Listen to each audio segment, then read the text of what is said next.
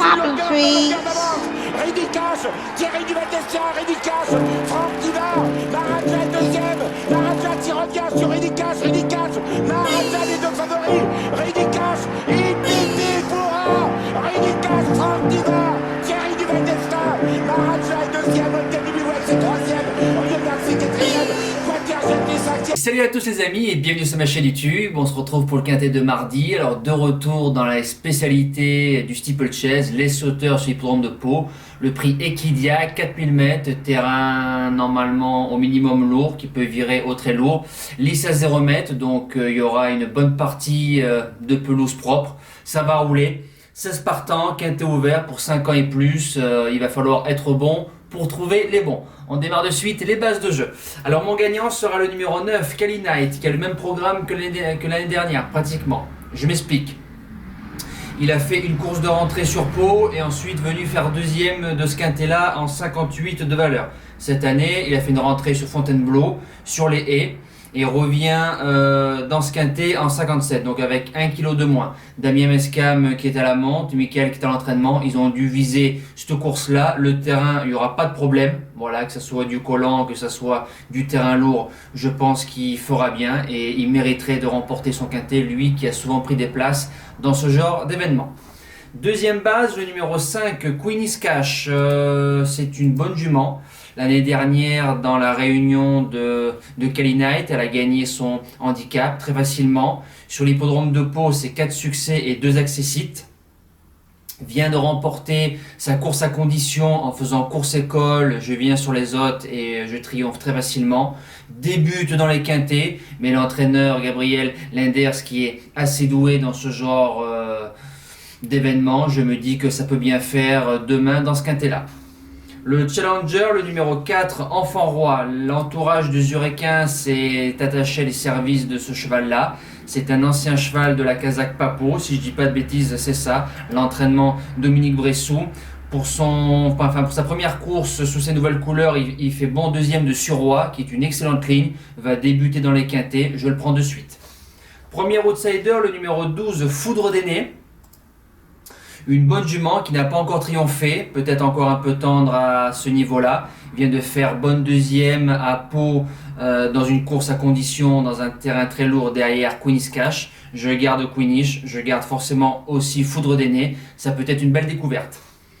Deuxième outsider, le numéro 7, Goudari, qui allait librement dernièrement. Voilà, peut-être une faute de bébé. Le cheval n'a que 8 courses, donc peut-être encore un peu tendre. On l'a supplémenté pour l'occasion. Alain Couetil qui est à l'entraînement, je fonce. La suite du pronostic, le numéro 10, Pinnacle Down, deuxième atout Mescam. Kevin Nabé qui est à la monte. L'entraînement est très fort. Un cheval qui a déjà pris des places dans ce genre de quintet. Il vient de courir par 2 fois sur l'hippodrome de Pau, une victoire et une 3e place dans une course à condition. Revenir dans les quintets, il n'y aura pas de problème. Dans la spécialité, c'est 1er, 3e, 3e, 5e. Et sur l'hippodrome de Pau, steeple et c'est 4 sur 5 et 100% de réussite 2 sur 2 sur les gros. Je garde. En 7e place, le numéro 3, Fret d'Estruval, qui sera sûrement le grand favori de la course. Je l'ai mis un petit peu loin.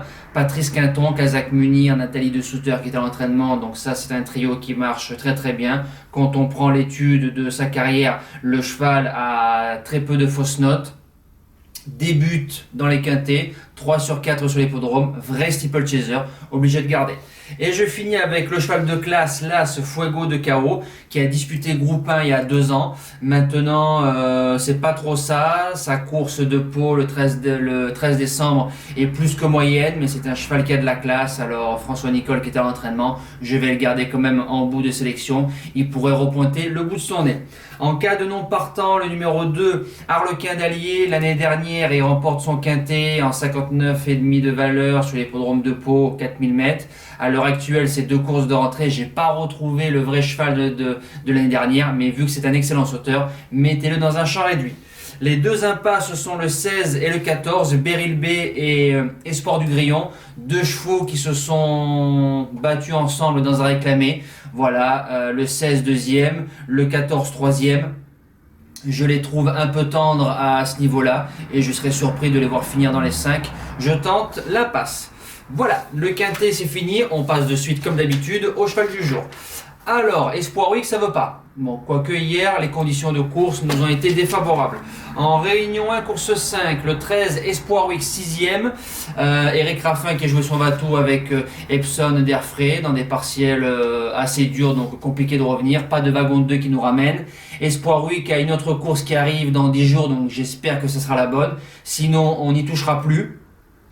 On espère que Il M'Accorda tout à l'heure nous relance la série. J'espère voir la jument triompher tout simplement. Et pour mardi 19 janvier, sur l'hippodrome de Lyon-la-Soie, en Réunion 4, course 1, le numéro 4, Hip Hop Julery, 5 gagnants, 20 placés, déféré des 4 pour la première fois.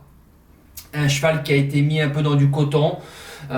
Course en dedans, course en morale, pour l'instant n'a pas gagné sa course. J'espère que le déferrage des 4 va changer ce petit truc. Il part en tête d'une course donc à Lyon-la-Soie, c'est toujours un gros avantage. L'opposition, ce sera le grand favori Avatar qui part aux 25 mètres, le cheval de Junior Gelpa, le numéro 10. Et les 2 chevaux qui se sont battus à Saint-Galimier, le 6 Idao de la Goutte et le 7 Elo d'Urzi. Mais je me dis que le cheval de Gauvin déféré des 4, surtout qu'il part en tête, il doit pouvoir finir dans les 3 et j'espère le voir triompher aussi dans cette course-là. Mais attention, il n'y a pas gros de marge. C'est pour ça que le déferrage des 4 peut lui changer ce petit palier. Voilà, nos amis, c'est fini. On se dit à demain pour le premier quintet du meeting d'hiver dans la spécialité du galop sur l'hippodrome de la Riviera. Je vous souhaite une excellente semaine et je vous dis à très vite sur la chaîne Les Trotteurs Ma Passion. Ciao! Tell me pretty lies, look me in the face, tell me that you love me, even if it's fake.